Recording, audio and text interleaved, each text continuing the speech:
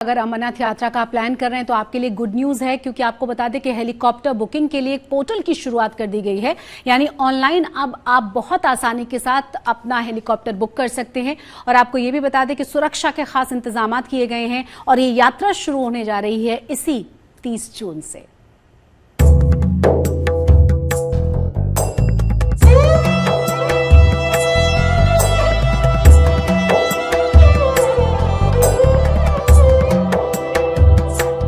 तैयार हो जाइए आस्था की नई उड़ान के लिए। बाबा बर्फानी के दर्शन की शुभ घड़ी आने वाली है, पर उससे पहले ही श्रद्धालुओं को एक अनमोल तोहफा मिला है। अब बाबा के भक्तों के लिए दर्शन और आसान होने जा रहा है। अब भक्त चाहे तो एक दिन में ही बाबा के दर्शन करके लौट सकते हैं। पहली बार सीधा श्रीनगर से हेलीकॉप्टर की बुकिंग शुरू की गई है। जम्मू कश्मीर के उपराज्यपाल मनोज सिन्हा ने अमरनाथ यात्रा के लिए ऑनलाइन हेलीकॉप्टर बुकिंग सेवा पोर्टल का शुभारंभ किया है।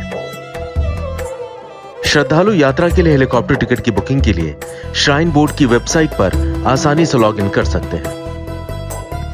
यानी अब बाबा के दर्शन के लिए भक्तों को लंबा इंतजार नहीं करना पड़ेगा। पहले पहलगांव से पंचतरणी और नीलगिरास से पंचतरणी, ये दो सुविधाएं हेलीकॉप्टर की थी। इस बार एक नई सुविधा बढ़ी है श्रीनगर से।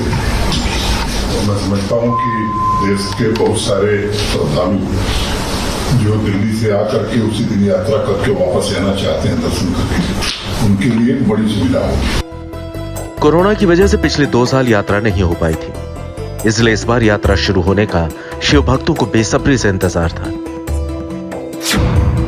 इसी वजह से इस बार अमरनाथ यात्रा के लिए 8 लाख से भी ज्यादा श्रद्धालुओं के पहुंचने की उम्मीद जताई जा रही है। इस बार हेलीकॉप्टर यात्रा के अलावा 2 और मार्गों पर रोजाना 20,000 श्रद्धालुओं को भेजने का इंतजाम किया गया है। हेलीकॉप्टर सेवा बढ़ाने से भी श्रद्धालुओं को काफी राहत मिलेगी।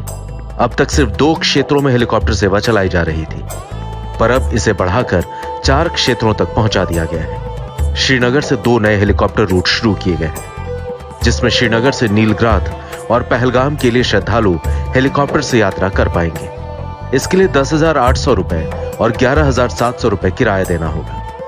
इसके आगे नीलगिरास और पहलगाम से पंचतरणी के लिए पहले से हेलीकॉप्टर की सुविधा मौजूद है। पंचतरणी ही अमरनाथ यात्रा का अंतिम पड़ाव होता है। पंचतरणी से बाबा भोलेनाथ के दर्शन के लिए 6 किलोमीटर की दूरी तय करनी होती है।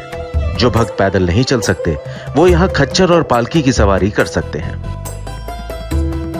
अमरनाथ यात्रा 30 जून से शुरू होगी और 43 दिनों तक जारी रहेगी। यात्रा का समापन 11 अगस्त को होगा।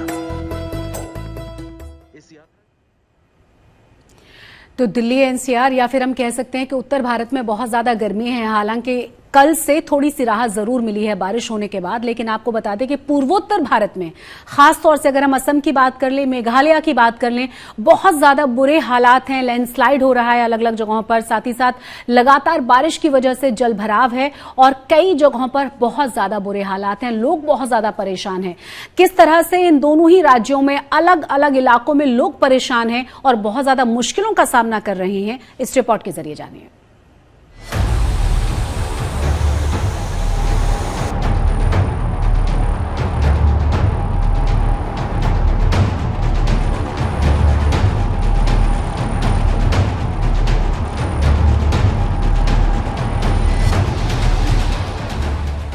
मूसलाधार बारिश किस कदर पूर्वोत्तर के राज्यों में कोहराम मचा रही है, ये उसी की तस्वीर है। ये तस्वीर मेघालय के लुमशांग की NH6 की है। ये सड़क दक्षिणी असम, त्रिपुरा और मिजोरम को जोड़ती है, लेकिन भारी बारिश के बाद भूस्खलन से सड़क का हिस्सा बह गया। हैरान करने वाली तस्वीर देखिए, किस तरह एक ट्रक का अगला हिस्सा सड़क में समा गया। सड़क नीचे से खोखली हो गई और ऊपर से पानी दरिया की तरह बह रहा है। सड़क से गुजरने वाले कुछ लोग बदहवासी में भागते नजर आ रहे हैं, जबकि बड़ी तादाद में लोग खौफ में अपनी जगह खड़े हैं। ये तस्वीर तो मेघालय की है, लेकिन असम का हाल भी बुरा है। असम में मूसलाधार बारिश आफत बरसा रही है। नदियां उफान पर हैं और लोग त्राहिमाम कर रहे हैं। ये तस्वीर असम के उदलगुरी जिले की है। बारिश से नुआ नदी में ऐसा उफान आया कि सड़क का एक बड़ा हिस्सा बह गया। असम के कई जिलों में बाढ़ ने कहर बरपा दिया है। लाखों लोग बाढ़ से प्रभावित हुए हैं। 3 दिन से राजधानी गुवाहाटी पानी पानी है। कई रिहायशी इलाके डूबे हुए हैं। लगातार बारिश से बरपेटा का प्राथमिक स्वास्थ्य केंद्र डूब गया। बरपेटा जिले की सभी नदियां उफान पर हैं, चाहे वो ब्रह्मपुत्र हो या फिर बेकी और मानस, नदियों का जलस्तर उफान पर है। बारिश से बक्सा जिले में एक पुल ढह गया। डिमा हसाओ जिले में बाढ़ के साथ लैंडस्लाइड ने दोहरी मुसीबत पैदा की है। शहर के कई इलाके बाढ़ के पानी में डूबे हैं। तामुलपुर इलाके में बाढ़ ने ऐसा कहर बरपाया कि हजारों लोग बेघर हो गए। नौगांव में पानी के प्रहार से एक पुल टूट गया। किनारे रहने वाले सैकड़ों लोगों को अलर्ट किया गया है।